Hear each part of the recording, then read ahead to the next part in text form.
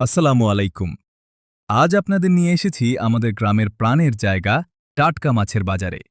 ভোরের প্রথম আলো ফুটতেই জেলেরা নদী, খাল আর বিল থেকে সারা রাতের পরিশ্রমে ধরা মাছ নিয়ে বাজারে চলে আসেন। চারদিকে তখন এক অন্যরকম ব্যস্ততা।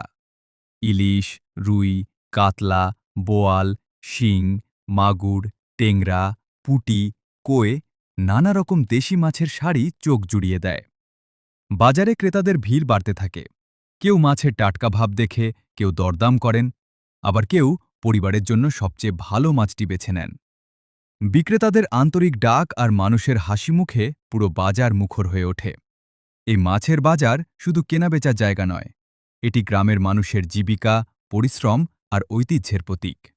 জেলেদের রাতভর কষ্ট, ভোরের ব্যস্ততা এবং ক্রেতাদের সন্তুষ্টি সব মিলিয়ে তৈরি হয় এক অনন্য দৃশ্য। বাংলার নদীনালা আমাদের যে প্রাকৃতিক সম্পদ দিয়েছে তার অন্যতম হল দেশি মাছ।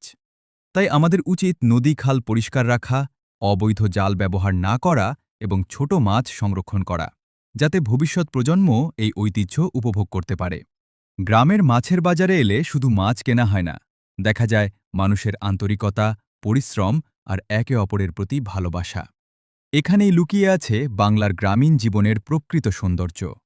আপনাদের যদি এই ভিডিওটি ভালো লাগে তাহলে একটি লাইক দিন, বন্ধুদের সঙ্গে শেয়ার করুন এবং এমন আরও গ্রামীণ জীবন, মাছ ধরা ও মাছের বাজারের ভিডিও দেখতে আমাদের চ্যানেলটি অনুসরণ করুন। ধন্যবাদ। সবাই ভালো থাকুন, সুস্থ থাকুন। আল্লাহ হাফেজ।